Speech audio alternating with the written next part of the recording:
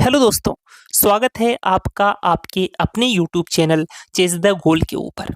दोस्तों, इस वीडियो के अंदर हम आरपीएससी प्रोग्रामर भर्ती की ऑफिशियल आंसर की जारी हो जाने के बाद में जो भी एक्सपेक्टेड कट ऑफ रह सकती है, उस एक्सपेक्टेड कट ऑफ को लेकर के बात करने वाले हैं।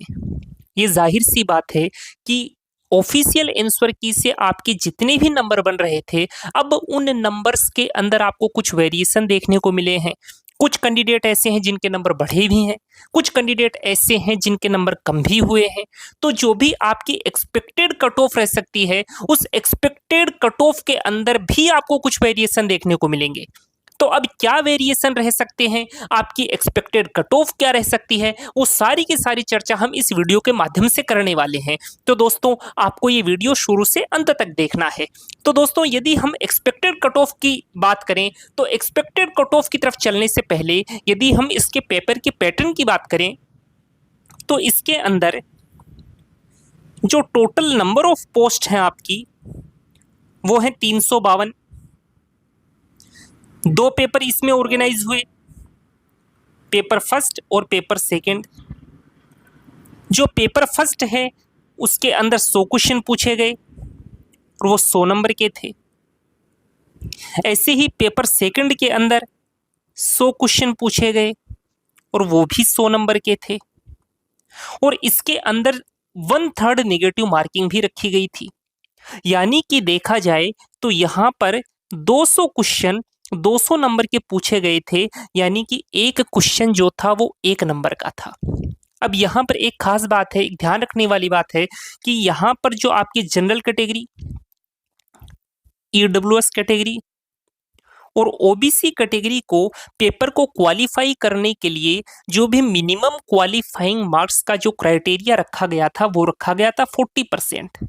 अब ये 40% ऐसा नहीं है कि आपके पेपर फर्स्ट में 40% आना चाहिए, पेपर सेकंड में भी 40% आना चाहिए। दोनों पेपर में अलग अलग आपको 40% नहीं लाने, यानी कि आपको पेपर फर्स्ट और पेपर सेकंड दोनों में ओवरऑल आपके 40% तो आने ही चाहिए, तभी आप पेपर को क्वालिफाई कर पाओगे।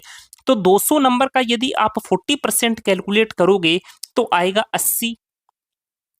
यानी कि जो आपकी जनरल कैटेगरी है, ईडब्ल्यूएस कैटेगरी है और ओबीसी कैटेगरी है, इन तीनों कैटेगरीज के लिए मिनिमम क्वालिफाइंग जो आपके नंबर हैं वो हैं आपके 80 नंबर दोनों पेपर को मिलाकर। यानी दोनों पेपर के अंदर कम से कम आपके 80 नंबर तो आने ही चाहिए।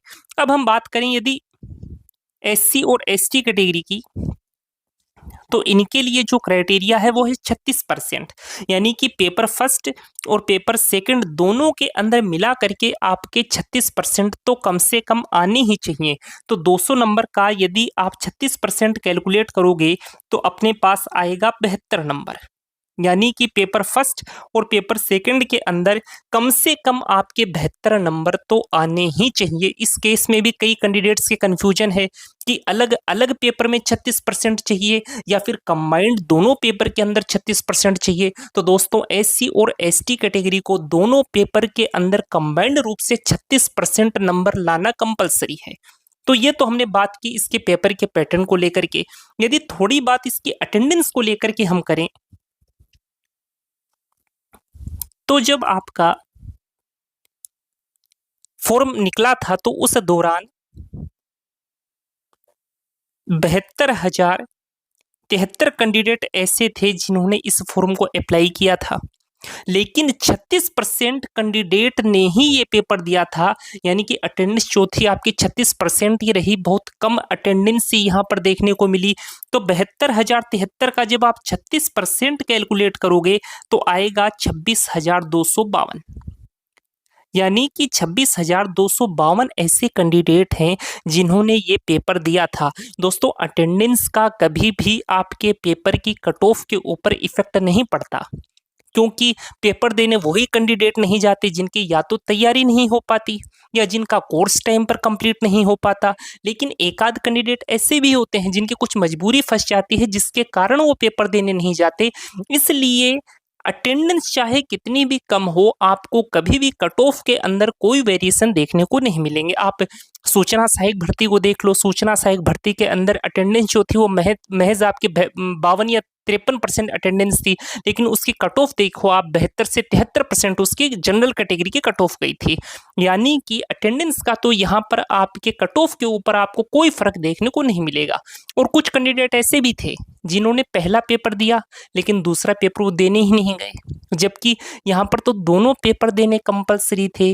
तो जिन कैंडिडेट्स ने दोनों पेपर नहीं दिए, यानी कि एक पेपर दिया और दूसरा पेपर नहीं दिया, तो वो तो वैसे ही डिस्क्वालीफाई हो गए। यानी कि यहाँ पर जो आपके दोनों पेपर को मिलाकर के जो अटेंडेंस रही है वो रही है 36%। यदि हम बात करें पर सीट कंपटीशन को लेकर के,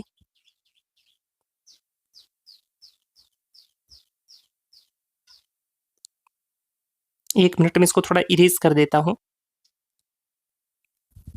यदि हम पर सीट कंपटीशन की यहां पर बात करें, तो यदि हम ये माने कि 2 गुना कैंडिडेट को यदि डॉक्यूमेंट वेरिफिकेशन के अंदर बुलाया जाता है, तो टोटल नंबर ऑफ वैकेंसी है 352।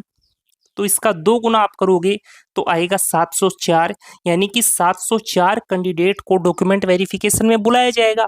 और चूंकि 26,252 कैंडिडेट ने ही ये पेपर दिया, तो 26,252 में जब आप 704 का भाग लगाओगे तो ये अपने पास अप्रोक्सीमेट आएगा 37।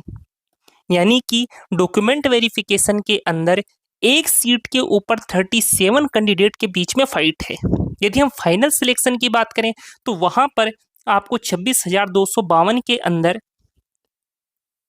352 का भाग लगाना पड़ेगा, तो अपने पास आएगा 75। यानी कि फाइनल सिलेक्शन के लिए एक सीट के ऊपर 75 कैंडिडेट के बीच में कंपटीशन है। यदि हम पेपर के लेवल की बात करें तो दोस्तों यहाँ पर जो आपका पेपर का लेवल रहा वो मॉडरेट स्तर का रहा। अब ऑफिशियल आंसर की जारी हुई तो ऑफिशियल आंसर की के अंदर काफी कैंडिडेट्स के जो नंबर हैं वो घटे भी हैं, कुछ कैंडिडेट्स के नंबर बढ़े भी हैं। अब जो ऑफिशियल आंसर की जारी हो जाने के बाद में जो भी एक्सपेक्टेड कट ऑफ रह सकती है, उस एक्सपेक्टेड कट ऑफ को लेकर के बात कर लेते हैं। तो सबसे पहले हम बात कर लेते हैं जनरल कैटेगरी के लिए। तो एक तरफ हम मेल कैंडिडेट्स के लिए बात करेंगे और एक तरफ हम फीमेल कैंडिडेट्स को लेकर के बात करेंगे।